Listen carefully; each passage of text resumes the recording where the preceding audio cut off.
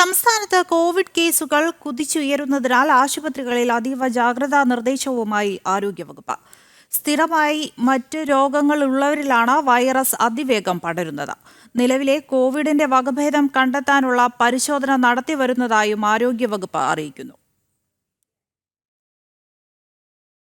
ദക്ഷിണ പൂർവേഷ്യൻ രാജ്യങ്ങളിൽ പകരുന്ന ഒമിക്രോൺ JN വകഭേദങ്ങളായ LF7, XFG ആണ് കേരളത്തിൽ കൂടുതലായും കണ്ടുവരുന്നത്. എന്നാൽ പൂർണ്ണമായും ഈ വകഭേദമാണോ എന്ന് ഉറപ്പുവരുത്താൻ ജിനോമിക് സീക്വൻസിംഗ് ടെസ്റ്റ് നടത്തി വരുന്നുണ്ട്. ഈ വകഭേദങ്ങൾക്ക് തീവ്രത കുറവാണെങ്കിലും രോഗവ്യാപന ശേഷി കൂടുതലാണ്. സംസ്ഥാനത്ത് നിലവിൽ 2223 കോവിഡ് ആക്റ്റീവ് കേസുകളാണുള്ളത്. 96 പേരാണ് ചികിത്സയിലുള്ളത്.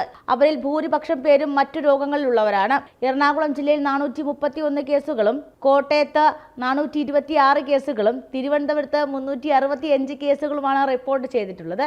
രോഗലക്ഷണമുള്ളവർക്ക് കോവിഡ് പരിശോധന നടത്താൻ എല്ലാ ആശുപത്രികൾക്കും നിർദ്ദേശം നൽകിയിട്ടുണ്ട്. സംസ്ഥാനത്തെ ആശുപത്രികളിൽ ഓക്സിജൻ സംവിധാനവും കിടക്ക സംവിധാനങ്ങളും പൂർത്തിയാക്കാനായിട്ടുള്ള നിർദ്ദേശങ്ങൾ നൽകി. ഐസൊലേഷൻ സംവിധാനങ്ങൾ ഉറപ്പാക്കണം. ആശുപത്രികളിൽ നിർബന്ധമായും മാസ്ക് ഉപയോഗിക്കണമെന്നും അനാവശ്യ സന്ദർശനങ്ങൾ ഒഴിവാക്കണമെന്നും ആരോഗ്യവകുപ്പിന്റെ ഭാഗത്തു നിന്നും നിർദ്ദേശമുണ്ട്. രാജ്യത്ത് ഏറ്റവും കൂടുതൽ കോവിഡ് കേസുകൾ റിപ്പോർട്ട് ചെയ്യുന്നത് കേരളത്തിലാണെന്നതാണ് മറ്റൊരാശങ്ക. ജനം, തിരുവനന്തപുരം.